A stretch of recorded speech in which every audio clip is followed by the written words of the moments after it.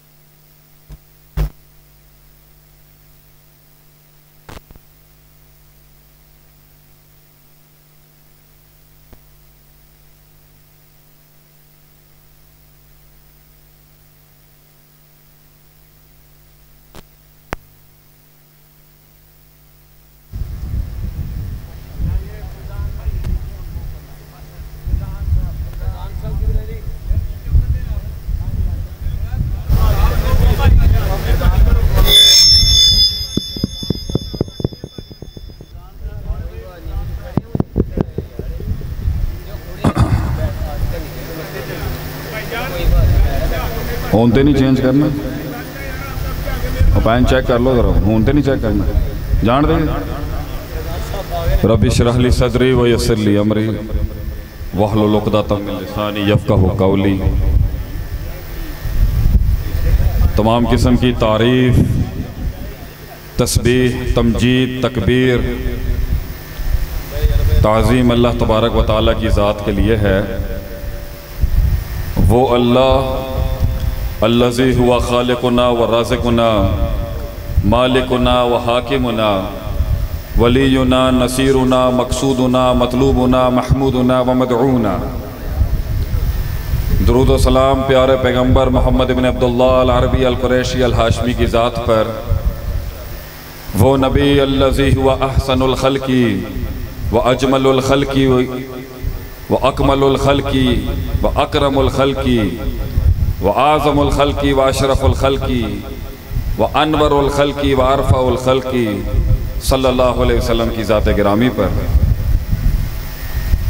अल्लाह ताला से दुआ है, अल्लाह ताला तमाम मुहद्दिसीन, मुअल्लिमीन, मुफस्सिरीन, फ़ुक़हा, मुबल्लिगीन, उसूलियीन,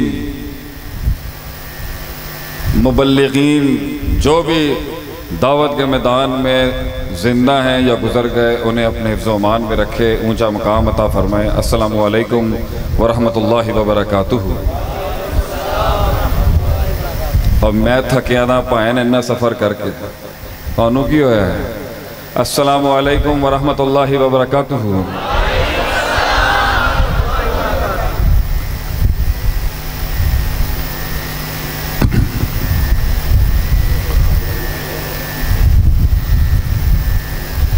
जिस वक्त इस दुनिया में नबूवत के इंतखाब का वक्त आया, तो उस टाइम पर रूमी रियासत और सल्तनत बहुत उरूज पर थी अपने।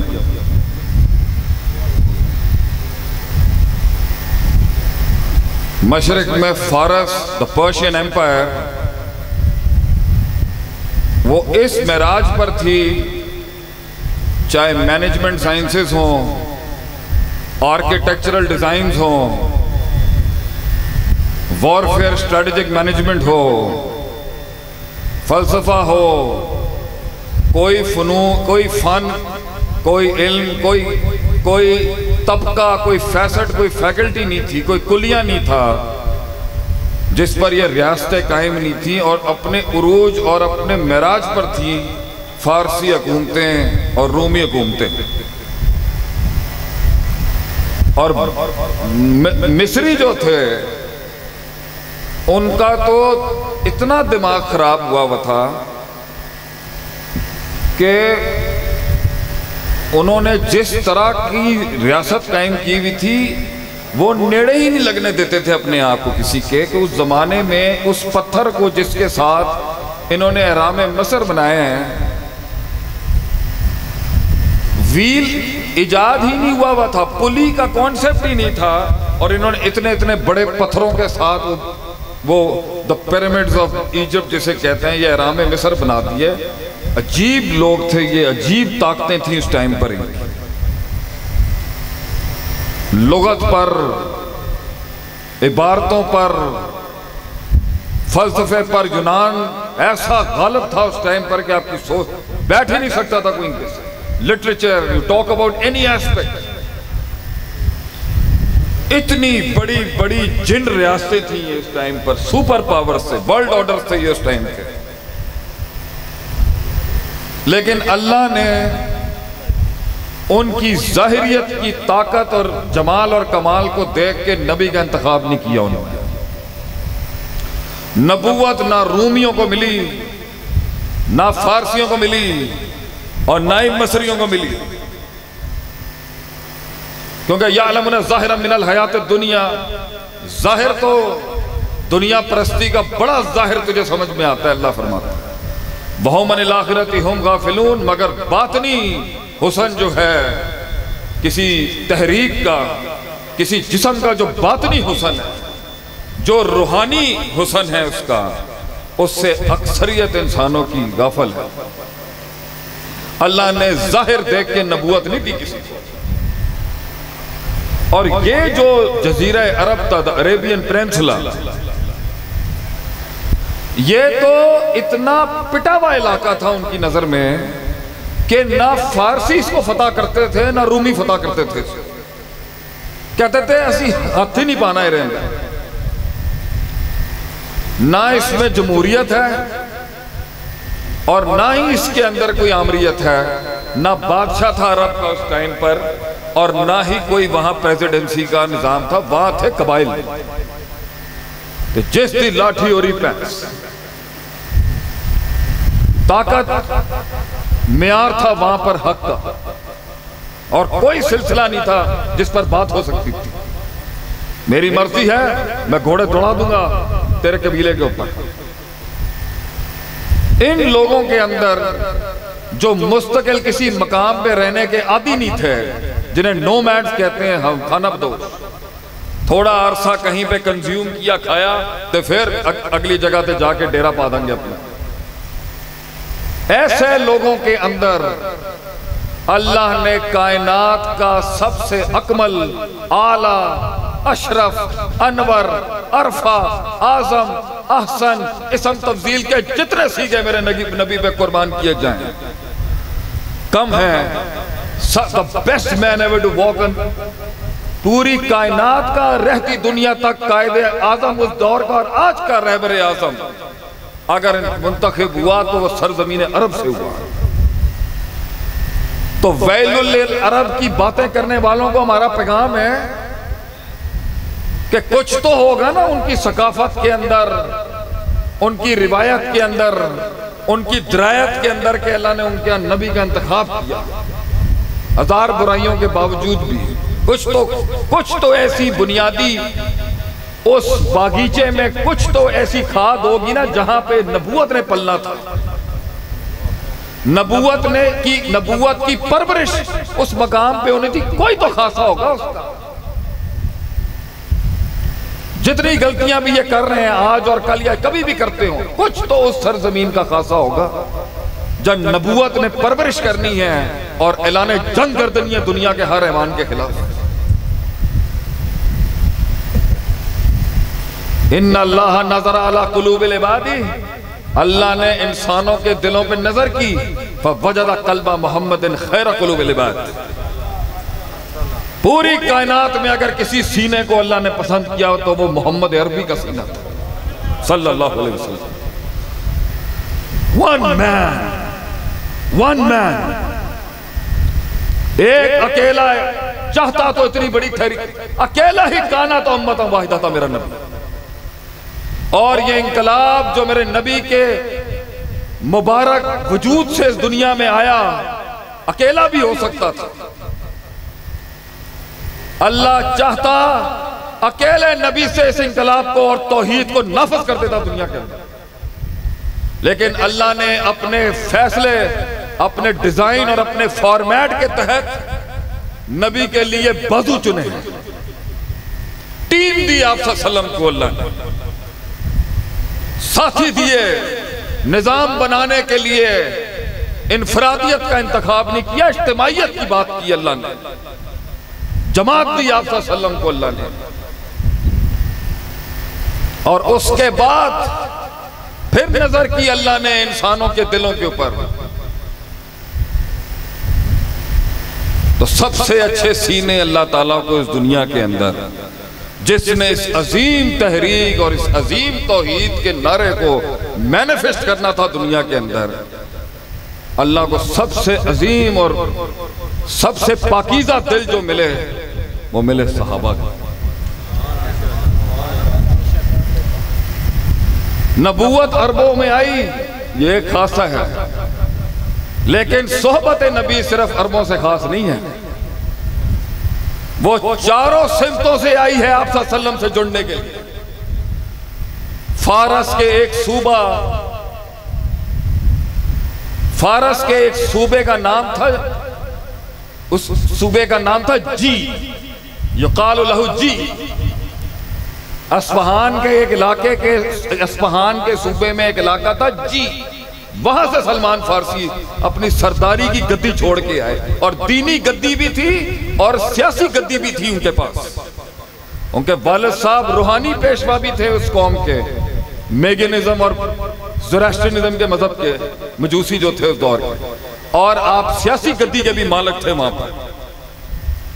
सोएब रूमी रूम से सफर करके आए हैं नबी की जमात को ज्वाइन करने।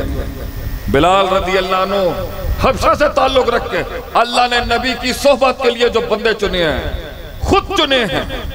इस इंतखाब के ऊपर किसी इंसान का हक नहीं है कलाम करने का, ये आसमानी इंतखाब है, और वह भी फैसला है, कसबी फैसला नहीं है। ना नबूवत मेहनत से मिल सकती है, ना इबादत से मिल सकती है, ना रियाजत से मिल सकती है, और ना सियासत से नबूवत मिल सकती है। नबूवत का कोई सिलेबस नहीं है, ये वह भी है ये जिसे आसमान का फैसला आ जाए उसको मिलती है। और सोहबत नबी भी कोई कसबी चीज नहीं है, इसका इंतखाब भी आसमानों पर हुआ हुआ। अल्लाह की मर्जी से सीने धड़के हैं उस दौर में नबी की तरफ सफर करने के लिए।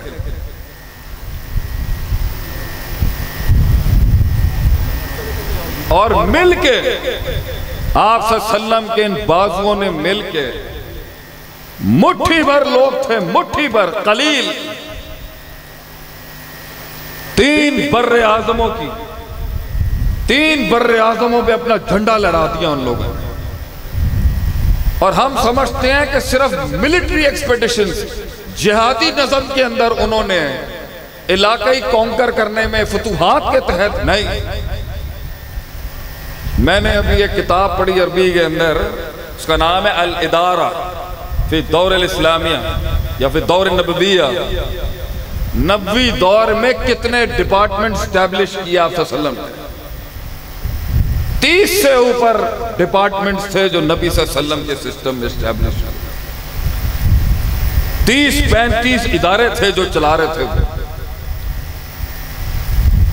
और 4 इदारे तो इस्माइल अलैहिस्सलाम के दौर से चलते आ रहे हैं, जब जुर्म और अम्मा हाजरा का इल्हाक हुआ था जमजम के कुएं के ऊपर।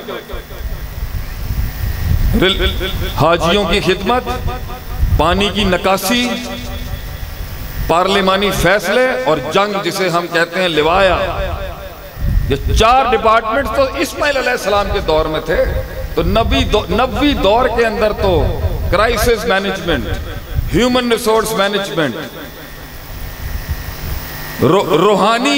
रूहानी तस्किया, स्पिरिचुअलिटी, आप नाम बोले उस कुलिये का। अल्लाह के नबी ने वहां पे एक सहाबी को ट्रेन करके, अलॉट करके इल्म सिखाया, एक नज़म स्टैब्लिश किया आप सल्लम।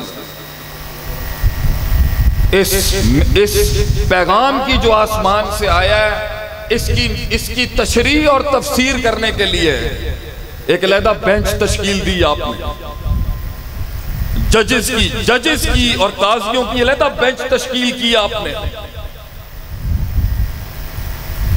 विमेन राइट्स कमीशंस बनाए आपने उस दौर के अंदर, स्ट्रेटेजिक मैनेजमेंट की टीम तश्कील दी आपने, वॉर मैनेजमेंट में खालिद बिन वलीद को खड़ा किया आपने,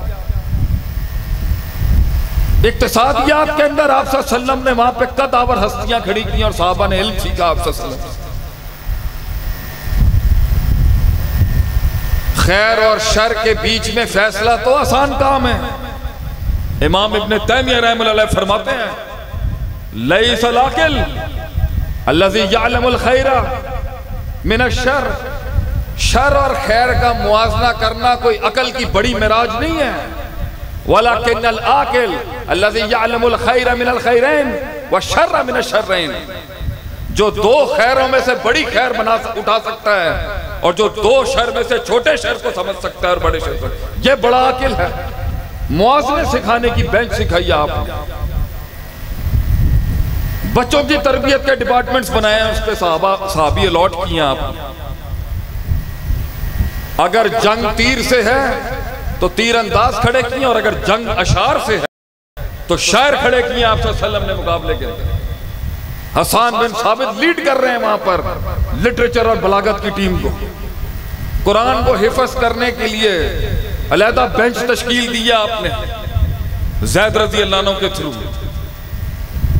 उस दौर में जो मसले थे, उस दौर के बाद आलमगीरी फतवे देने के लिए एक अलहदा इज्तिहादी बेंच आपने तश्कील दिया कि फतवा इनका डिपार्टमेंट है, इसमें आम आदमी नहीं बात कर सकता। कितनी काउंसिल्स बनाई हैं आपने, सियासी उमूर के ऊपर आपने अलहदा बेंच तश्कील दी है।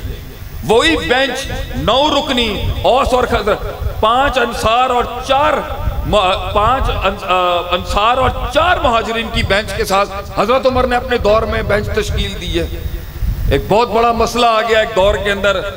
एलामुल मौक़ईन में इब्न क़य्यिम रहमतुल्लाह ने फरमाया है कि यह कुरान की आयत है कि अगर जब भी मुसलमान किसी इलाके पे कब्जा करेगा तो 1/5 हिस्सा काट के बाकी सारा ट्रेजरी और बैतुल माल को दे दिया जाएगा। 1/5 हिस्सा जो है वो नबी और वो अल्लाह और उसके रसूल का है। 4 हिस्से 5 में से वो ट्रेजरी ऑफ द स्टेट बैतुल माल को दे दिए जाएंगे। ये कुरानी हुक्म है और सरी नस है इसके ऊपर। तो सासान जब फतह किया साद बिन नबी वकास ने, तो उस टाइम पे हजरत उमर ने फैसला सुनाया मेरी सल्तनत बहुत बढ़ गई है और हर चेक पोस्ट के बीच के अंदर मेरा खर्चा बहुत ज्यादा हो रहा है रियासत की बॉर्डर को संभालने के लिए, तो मुझे सासानियों का जो भी माल वॉर बूटी जो भी गनाइम वहां पे इकट्ठे हुए मुझे चाहिए। तो इख्तलाफ हो गया वहां पर, बड़े बड़े फुक़हा साहबा ने इख्तलाफ किया, बड़ी इल्मी बेंच ने इख्तलाफ किया कि सरी नस के मुखालफत कैसे हो सकती है, यहाँ पर कैसे उदूल करेंगे आप इससे। बेंच बैठा, हजरत उमर को बुलाया गया और कहा दलील पेश करें आप अपनी इसके ऊपर, क्या उसूल है आपके पास कि आप सरी जुज़वी मसले में किस कायदे से नस से उदूल कर, किस कायदे से आप पैसे मांग सकते। पेश किया हज़रत उमर ने दलील कि ला तकूनु दौलतुम बैना अगनियाइकुम, मेरे पास एक कुल्ली कायदा शरीयत का, दौलत एक ही हिस्से के अंदर एक ही हिस्से में बंद ना हो जाए। शरीयत के कुल्ली मिजाज ही नहीं है कि दौलत एक हिस्से में फंस जाए, इसकी फरावानी शरीयत का असल उसूल है, मैं इसके तहत मांग रहा हूं। बहरहाल उस बेंच ने फैसला सुनाया। ऐसे हजारों फैसले साहबा ने किए हैं हमारे जैसे निकम्मों के लिए कि हम सीख सकें उनसे। खैर क्या होती है वो उन्होंने बताई है और शर क्या होता है वो उन्होंने बताया। जिंदगियां खपा दी उन्होंने, सिर्फ एक आयत के पीछे 6-6 महीने का सफर किया है, 6-6 महीने का। मैंने अमेरिका से आने के बाद इन मदरसों की खाक छांटी है और अल्हम्दुलिल्लाह फख्र के साथ मौलाना अतीकुल्लाह सल्फी की मार खाई है हफीज़हुल्लाह ताला। मैं समझ सकता हूं प्लेट में नहीं मिला। हमारे खानदान के अंदर कोई ऐसा नहीं है जिसने खानदान में कोई इल्मी विरसा हो हमारे पास। मैं समझ सकता हूं कदर ये किस तरह मिलता है और कितनी मार खानी पड़ती है और कितनी जंगें लड़नी पड़ती हैं माशरे में अपना कद मनवाने के लिए। तो 6-6 महीने सफर किए हैं उन लोगों ने एक हदीस इकट्ठी करने के लिए। 6-6 महीने का सफर। वो सलमान फारसी का किस्सा मुस्नद अहमद में मेरा कलेजा फाड़ गया। ये जवाब कि वो जब पहली बार सफर करके गए, घर छोड़ा, सरदारी छोड़ी, दौलत छोड़ी, जुबान छोड़ी, खाने छोड़े, लिबास छोड़ा, माशरत छोड़ दी। हम यहां से अपना बिस्तर नहीं छोड़ सकते और उस जवान ने वहां पर अपनी जिंदगी दांव पे लगा दी। फारस की बड़े से बड़े खानदान का रिश्ता सलमान फारसी को मिल सकता था रज़ी अल्लाह ताला। बड़े से बड़ा चौधरियों का रिश्ता उनको मिल सकता था। बाप इतना बड़ा जमींदार था, आपकी सोच होती। क्या जरूरत थी उसको घर छोड़ने की? क्यों? क्योंकि एक जगह से तौहीद की आवाज आ गई वहां पर। उसने एक अजान सुन ली एक मजहब की कहीं की जिसमें अल्लाह का जिक्र था। या तो 5 बार मिंबर पे बोलता है हमारा गरीब, हय अल सलाह हय अल फलाह, ते ऐसे नहीं दिल तड़क दे किसी दे। सलमान फारसी ने सिर्फ एक आवाज सुनी उस कनीसे के अंदर और जम गया वो आदमी कि मैं नहीं कर सकता। गद्दी मौजूद है, सरदारी मौजूद है, चौधराहट मौजूद है, मिनिस्ट्री मौजूद है, खाने खापे मौजूद है, किस चीज की कमी है उस शख्स को? लेकिन वो चल पड़ा। पहले के पास गया जेरूसलम, वहां मारे खाई, वो 2 नंबर निकला है अंदर से। वो 2 नंबर मजहबी पेशवाई 2 नंबर निकला। ज़कातें खाता था वहां पे लोगों की, हड़पता था ज़कातें अल्लाह के नाम पर। फिर भी नहीं भागे, डट के अपने नफ्स का मुकाबला किया और इल्म की खिदमत की, उस्तादों का लोटा उठाया।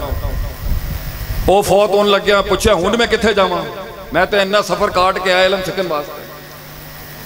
उन्होंने कहा भाई साडी टाइप का एक और बंदा ही दुनिया च हैगा, तू अजकल तू इराक चला जाता, फिर उमरिया चला जा, कभी शाम कभी इराक, धक्के इल्म के हुसूल के लिए, हक को गले लगाने के लिए धक्के ही धक्के उनकी जिंदगी। और जब पूरी लड़ी उलमा की फौत हो गई उन मुबाहिदों की, क्योंकि उस वक्त ईसाइयत के अंदर शिर्क आ गया था। ये कॉन्स्टेंटीन था जो क्रिश्चियन बादशाह था जिसने तसलीस का अकीदा डाला।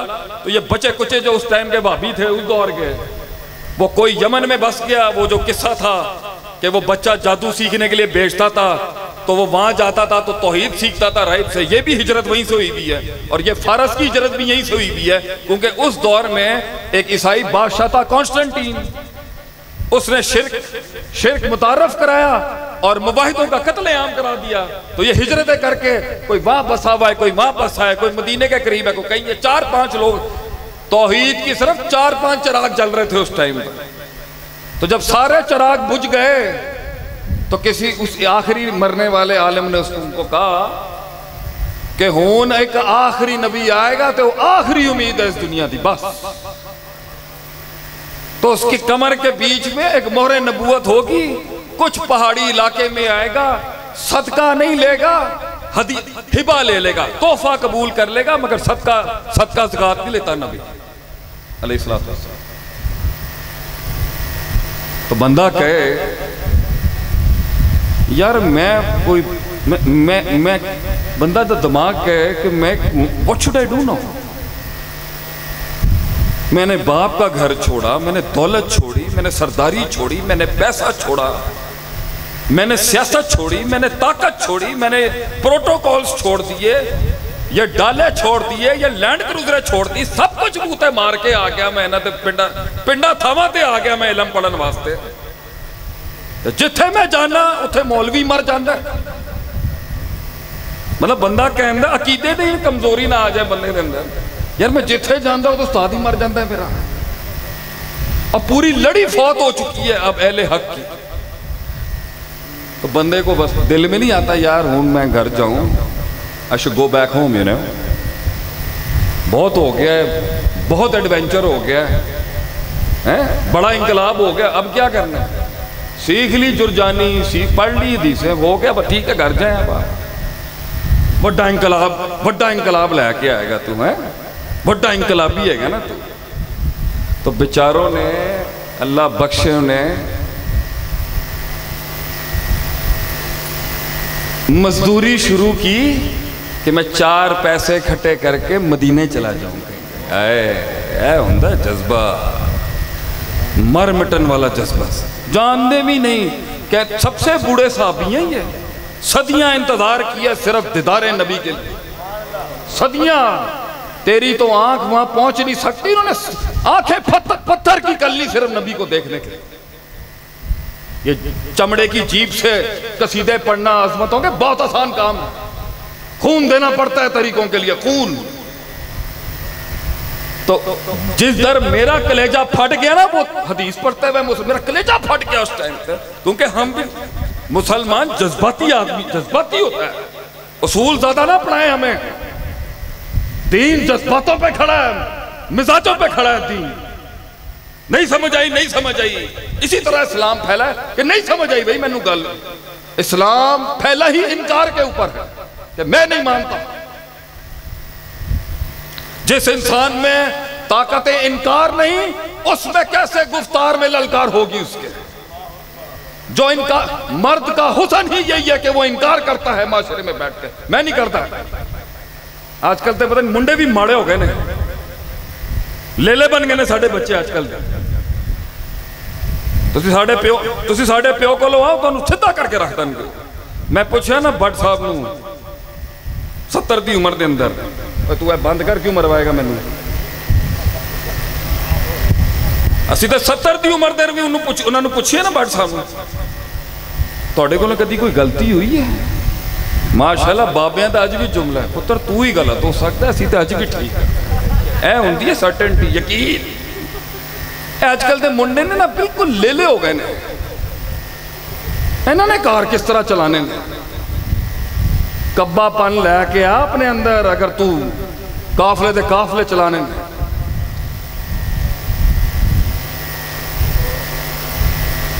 तो बंदे नू शक आए कि मैं कहां फंस गया, मैं कितने फंस गया यार। सलमान फारसी ने वहां मेहनत शुरू की और 4 पैसे इकट्ठे किए। और नहीं है तो हलाल पसीना है इनू। आज जिस पसीने नू मेरी मां का शाहपुर है, इत्थे तो पसीना बहान दो इत्थे। हाँ, मेरे तो मां का शाहपुर, मेरे नाने का इलाका है ख्वाजा यूसुफ का। इत्थे तो छड़ दे तू, इत्थे तो पसीना कटन दो अपना, इत्थे तो हलाल करन दो अपने दीन नू। उन्होंने मेहनत शुरू की थी, मजदूरी शुरू की थी। He started working over there. और 4 पैसे इकट्ठे करके मदीने से एक कबीला और काफिला आया, इनका ये बनु कुरैज़ा के खबीस थे, यहूदी। सलमान फारसी ने कहा उनको, बनु कुरैज़ा का नहीं था, दूसरा काफिला आया और उनको कहा मैं इस इलाके की तलाश में हूँ, मैंने 4 पैसे इकट्ठे किए हैं, सुना है आखिरी रोशनी इसी इलाके में ही आएगी। वो जिंदगी क्या जिसमें इंतजार ना हो, यह भी कोई जिंदगी है जिसमें इंतजार ना हो। जल्दी चाहिए आजकल के लोगों को, जल्दी। वो इश्क क्या जिसे महबूब मिल जाए इस दुनिया में, तलाश देख उनकी तलाश। और ये कलाम करते हैं उनके ऊपर, तलाश देख तू उनकी। उन्होंने सलमान फारसी को अकेला कल्ला देखा कि कल्ला बंदा है, उन्होंने बनु कुरैज़ा के हाथों ने गुलाम बनाकर बेच डाला।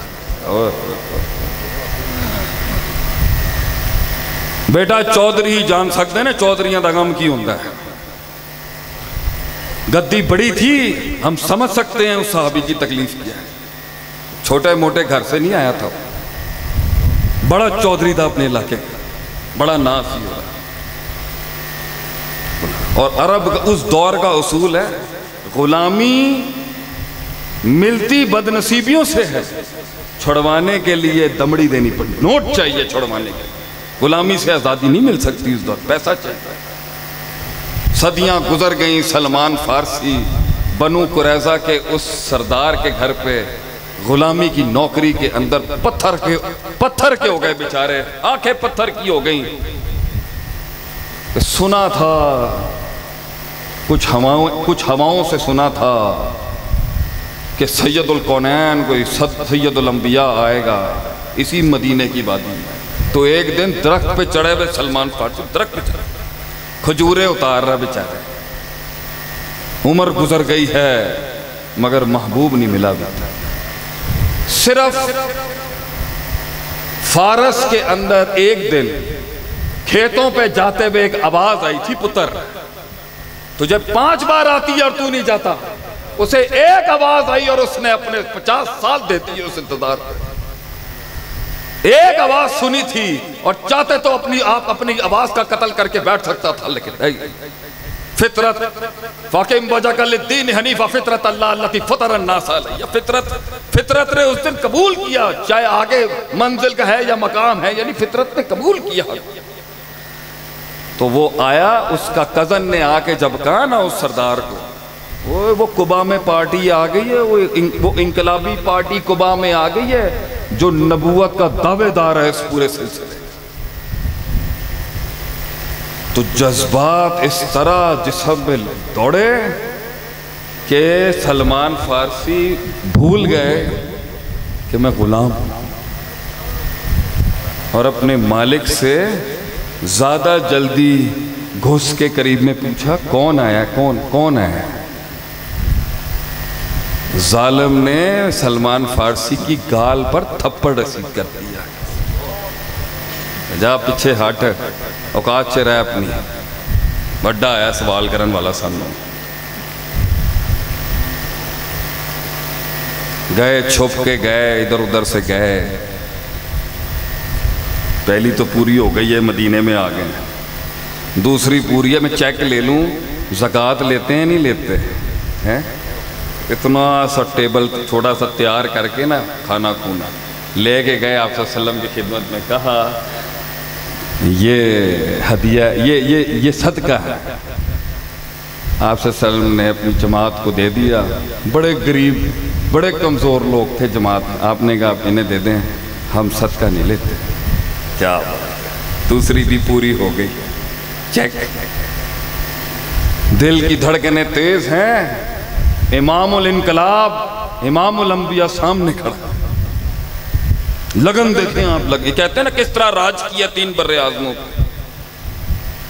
और देख रहे हैं अल्लाह के नबी ने देखा कि ही स्वयं ये कोशिश कर रहे हैं मेरे कंधों को देखने की। आप दुनिया के ज़हीन तरीन इंसान थे,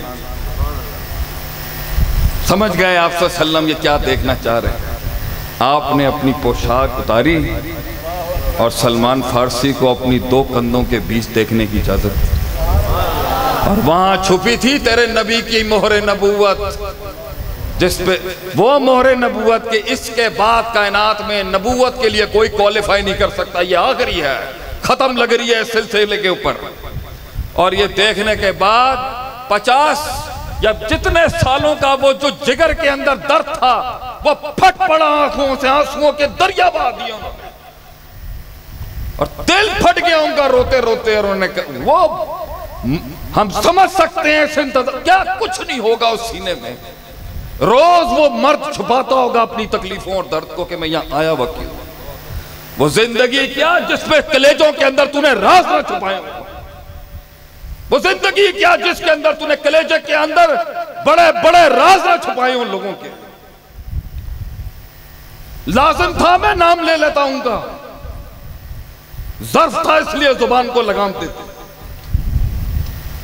तो ये सहाबा जिन्होंने इस 3 बर्रे आज़मों में अपना डंका मनवाया, ये नॉर्मल लोग नहीं थे बच्चों।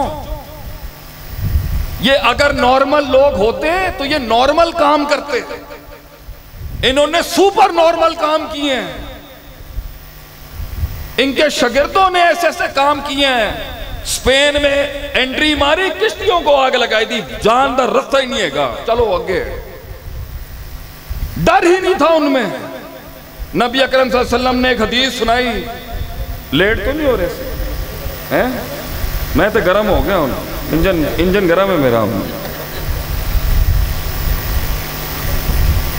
बहुत सख्त मेहनत की और अजीब लोग थे, जहर के प्याले पी जाते सिर्फ अकीदा तौहीद के नाम, डर ही नहीं था उन्हें।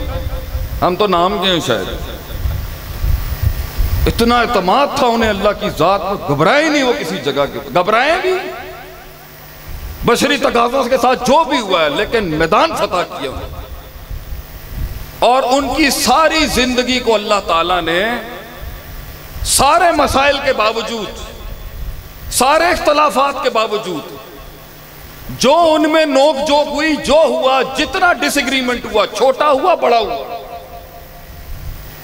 कुल्लन बाद अल्लाहिल हुस्ना रदियल्लाहु ताला अन्हुम व रदू अन्हुम, और वनतजावज़ु सय्यआतिहिम, ये जुमलों के साथ अल्लाह ने उनको बरी कर दिया, माफ कर दिया। कि हम एक मॉडल दुनिया को दिखाना चाहते थे कि कुछ इंसान पूरी कायनात, पूरी दुनिया में एक वर्ल्ड ऑर्डर स्टैब्लिश कर सकते हैं, और वो सहाबा ने अचीव किया, मनवाया। इतना जज्बा था उन्हें अपने नबी के साथ, इतनी वफादारी थी कि उनके घोड़े नहीं रुके। वो भेजा ना किसी ने, फारस के बादशाह ने भेजा। भाई सुनने में आ रहा है कुछ छोटे इलाके के लोग हमलावर होने वाले हैं, देख के आओ ना किस औकात के लोग हैं। तो वो मदीने में एंटर होने लगा, तो उन्होंने पूछा भाई तुम्हारा बादशाह कहाँ होगा? उन्होंने यूं जाना यूं होगा। कोई कहता है अपने प्राइम मिनिस्टर के बारे में, इधर मिल जाएंगे तो वो गली के नुक्कड़ चाहिए। वो कौन सी सल्तनत है जहां बादशाहों को इस तरह बताया जाता है, यूं जाएं यूं मिल जाएंगे आप? उन्हें क्या अजीब लोग हैं। बादशाह से कोई गार्ड्स, प्रोटोकॉल, गड्डियां शडियां कुछ नहीं है कहना। पक्का दरवाजा तक नहीं था हजरत उमर के दरवाजे के ऊपर, कपड़ा लटक रहा था सिर्फ वहां। 2/3 दुनिया के ऊपर आपके कदम स्टैब्लिश्ड, 2/3 दुनिया पे राज था मुसलमानों का, 2/3। Australia, America, south Africa, south America, north America, Canada, ये तो डिस्कवर्ड ही नहीं था। दुनिया थी सिर्फ एशिया, यूरोप और अफ्रीका, और 2/3 इनके पैर के नीचे थी हज़रत उमर के। और कमरे के बाहर एक कपड़ा लटक रहा है, घर के बाहर एक कमरा है, गार्ड्स भी नहीं खड़े हुए वहां पर। वहां भी पूछा भी कि बादशाह कितने गया तो उन्होंने कहा इधर जाओ, वो आगे। कौन बताता है इस तरह? कौन सा बादशाह इतने कम प्रोटोकॉल में रहता है? इधर से जाए सामने मिल जाए। पूरा शहर छान लिया, हज़रत उमर नहीं मिले। शहर के बाहर एक छोटी सी किसी छां के साथ बैठ के तलवार रखी हुई, गहरी नींद सो रहा हज़रत उमर बिन खत्ताब रज़ी, गहरी नींद। उसने जो चेहरे पे सुकून देखा ना, इस आदमी ने 3 बर्रे आज़मों के ऊपर इस टाइम पर जंग की, जंग का ऐलान किया। वैसे दुनिया के हर खित्ते में इसके फौजी जंग लड़ रहे हैं, और ये सो रहा है बैठ के। तो उसने फारस के बादशाह को, अपने बाप को, उसने खत में 4 अल्फाज लिखे, जो हर मुसलमान का तो नहीं पता, लेकिन मुवाहिद के घर में होने चाहिए ये जो। कानू रुहबानन फिल लैल व फुरसानन फिल नहार, रात को इनके सीने बजते हैं अल्लाह की तस्बीह और इबादतों से, और दिन में इनके घोड़ों की निकाल चलती है सब मैदानों के अंदर। इनके घोड़े दिन में नहीं रुकते, और इनके सजदे रात को नहीं रुकते। तू नहीं लड़ सकता इनसे। तो पहुंच गया खालिद बिन वलीद, बिजेंटियम एम्पायर के बॉर्डर के ऊपर। बड़ा कोई बदमाश किस्म का जर्नैल था वहां पर। उसको खबर आई वो नीचे के इलाके के लोग हैं, नीचे के इलाके के। वो तो मुंह ही नहीं लगाता था, किसी बात ही नहीं करता था, ऐसा फिरौन था।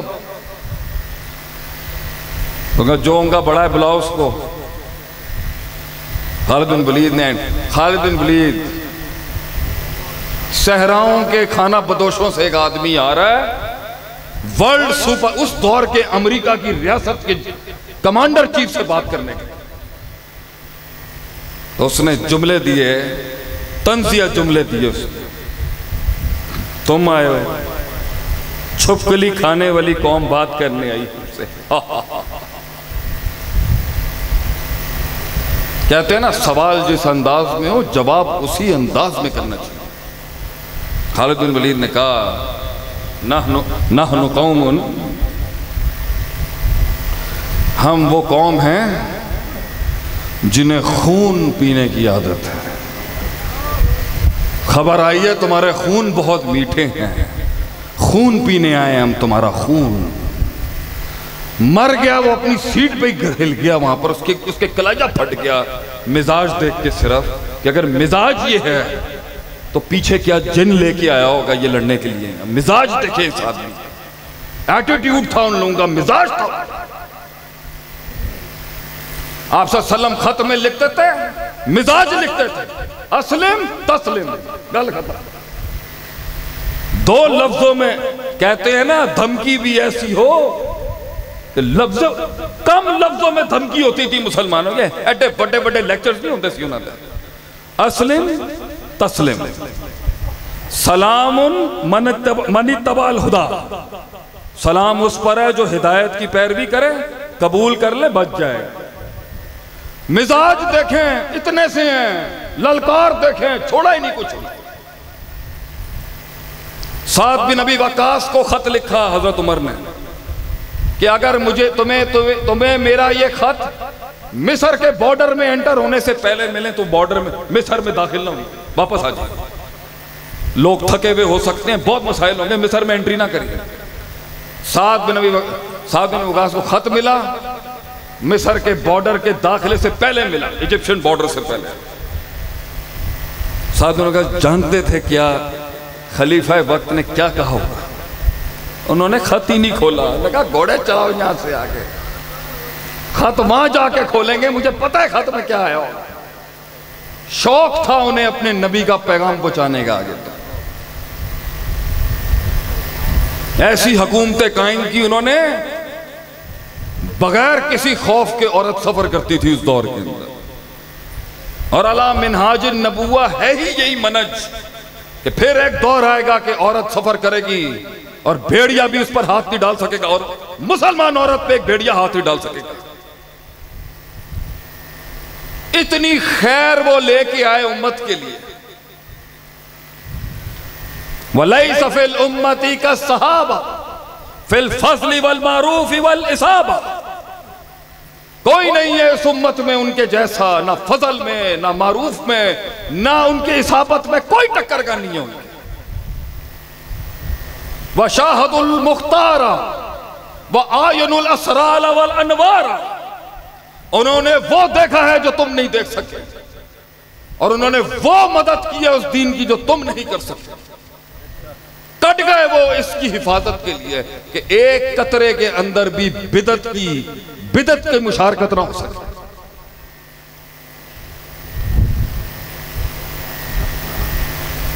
अब उनके अंदर मसाइल भी हैं, हम इस चीज से थोड़ी मुनकिर हैं कि मसाइल नहीं है, मगर जो कुल्ली खैर है, जो कुल उन्होंने इस गुलदस्ते में दिया है मुसलमानों को, उसके जुज़वी शर के अंदर उसकी कुल्ली खैर को कैसे डिनाई कर सकते हैं आप मेरे प्यो के अंदर 100 गलतियां निकाल लें, मैं आपके प्यो में 100 गलतियां निकाल लूं, आपके खानदान में 100 गलतियां निकाल लूं। और ये बच्चों को तो आजकल बड़ा शौक है ना बेटा, लेकिन अबवियत का बोझ कैसे उठा के फेंकेगा कि बाप है वो तेरा, वजूद दिया उसने तुझे अल्लाह के हुक्म से, वजूद तेरा उसके सिलसिले से आए। बहुत खैर और शर का मुआवजा किया जाए तो सहाबा की जो खैर है उसके तहत ही आज हम सब मुसलमान हैं। तो शेख सालेह अल फौजान ने शरह सुन्ना की, इमाम बरबहारी की शरह सुन्ना की, उसमें शरह में लिखते हैं वो कि माँ का बच्चों को बाप की बुराइयां बताने का क्या क्या सोच है उसकी? दसो ना तुसी मैनू, मैं तो पेंडू आदमी हाँ, तुसी तो पढ़े लिखे लोग हो, हम तो पिंड देहातों के आदमी हैं। माँ का अपने खसम के मसले को बच्चे को बताने की क्या तुक बनती की वजह है? मेरी बुढ़ी तू मेरे नाल 100 मसले हों, and I might be having 1000 problems with her, मेरे पुत्र को मेरे मसले बताने की क्या क्या तो क्या? बाप की इज्जत कम करनी है, बाप का रुतबा गिराना है तूने बच्चों के आगे। मैं चाहे जितना ही गलत क्यों ना हो, उसका तो हीरो हूं ना, उसका तो हीरो हूं, उसका तो शेर पे हूं मैं उसका। और बात है अल्लाह ने हमें कौम का भी हीरो बना के रखा। टाइम हो गया, टाइम हो गया जी, बस खत्म कर रहा हूं। इसमें सिर्फ एक सोच होती है कि मैं जिस दिन आप प्यो की गलती बच्चों को बताएंगे, शक पैदा होगा, बेहुरमतियां होंगी और गिरेबान खींचे जाएंगे बाप। सहाबा के मसाइल को मासूम उम्मत के सामने लाने की वजह बता दें आप हमें, जबकि ये बड़ों के मसले हैं। इस इज्जत को अगर बुजुर्गों ने 1400 साल से एक बंद डब्बे में खास जगह पे रखा हुआ है, तो खास जगह से निकाल के बच्चों को बता के क्या मिल जाएगा? बाप और मां की लड़ाई के अंदर दोनों को गलत साबित करके या सही साबित करके क्या मिल जाएगा? रिश्ता टूट सकता है क्या? बच्चे का ना मां से रिश्ता टूट सकता है ना प्यो से रिश्ता टूट सकता है। तो सहाबा से रिश्ता आप चाह के भी नहीं तोड़ सकते अपना, क्योंकि सनद ही नबी तक सहाबा से जाती है। इसलिए मैं इसी बात पर इख्तिताम करता हूं कि अल्लाह ने उनको अलकाबात दी हैं कि वो अल्लाह उनसे राजी है, उनके खिलाफ बोलने के अंदर कोई खैर नहीं है। कई सुनी बात में जो गलतियां थी वो सारी मेरी है। अल्लाह ताला सहाबा को दुनिया आखिरत में ऊंचा मकाम अता फरमाए। अस्सलाम वालेकुम।